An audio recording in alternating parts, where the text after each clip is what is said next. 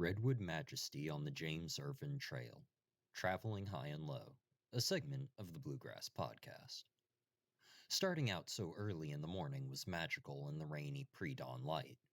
The beach was still entirely dismal gray misty when I pulled into the entrance of the park and saw the waves crash against the surf.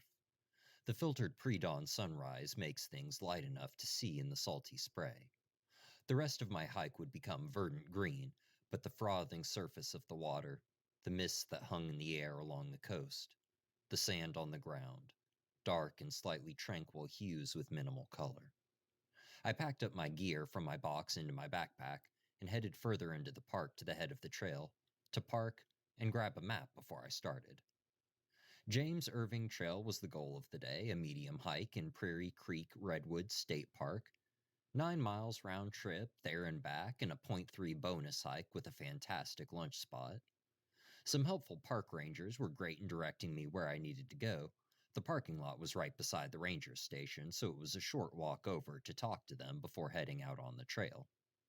A word on rangers: most people have some amount of rancor with them, and that's fair enough.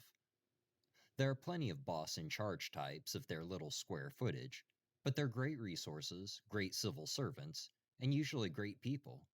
I say civil servants because they are, but even further, they're caretakers of both the forest and the communities that visit them, especially when you realize how understaffed and underfunded they usually are.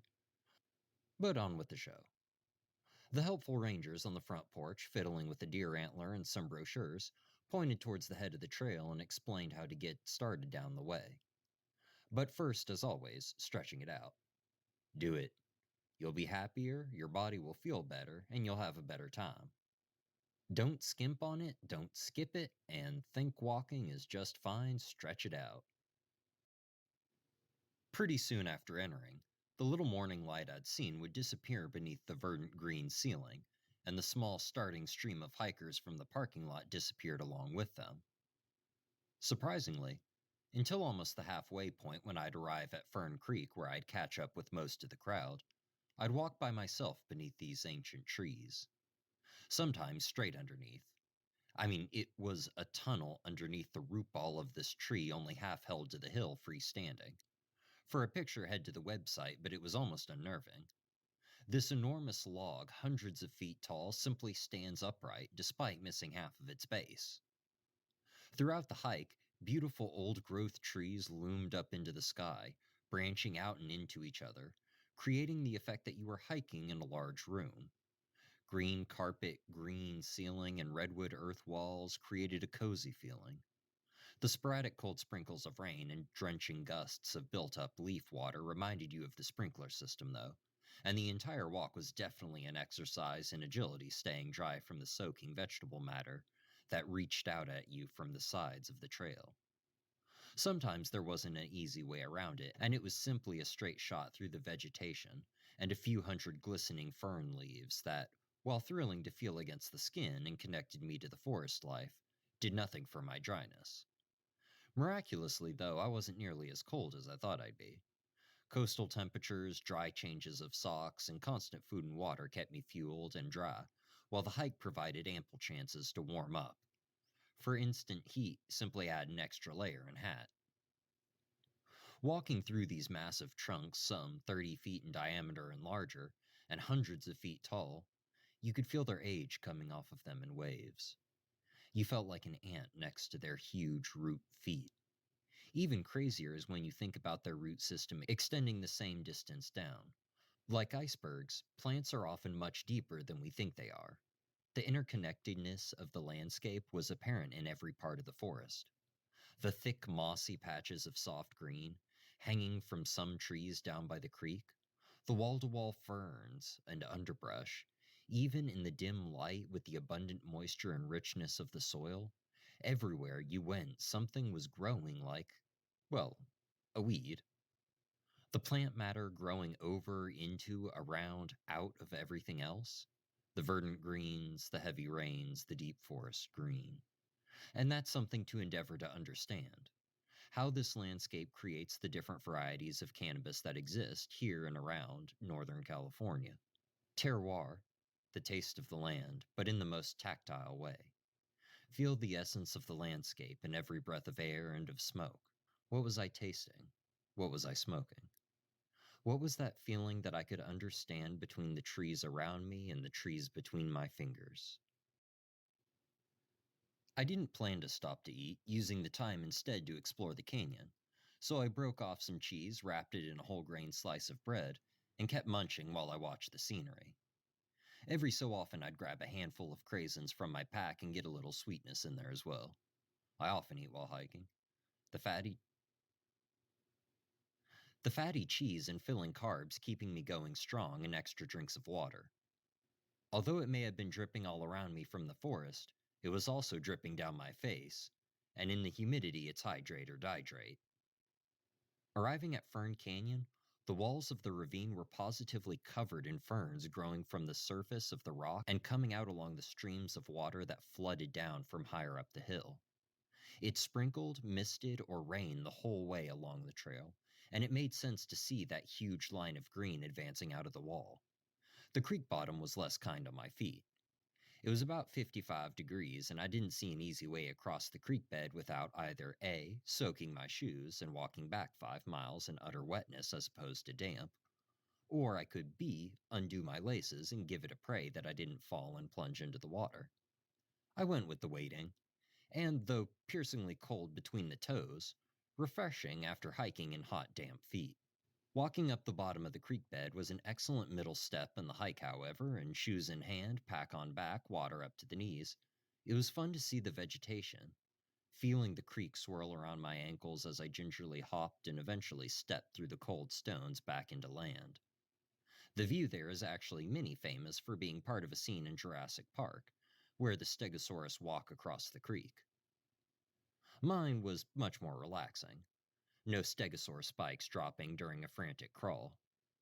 Feet feeling less like a sauna and more like feet, I scraped off the water and flecks of dirt and stick on the sides of my pants and feet, pulled my socks and shoes on, and, after a quick pat dry, laced up for the walk back. The trail, almost the entire way, was clear except for a small cluster around the creek and when I arrived back at the ranger station. But for the most part, I walked in solitude.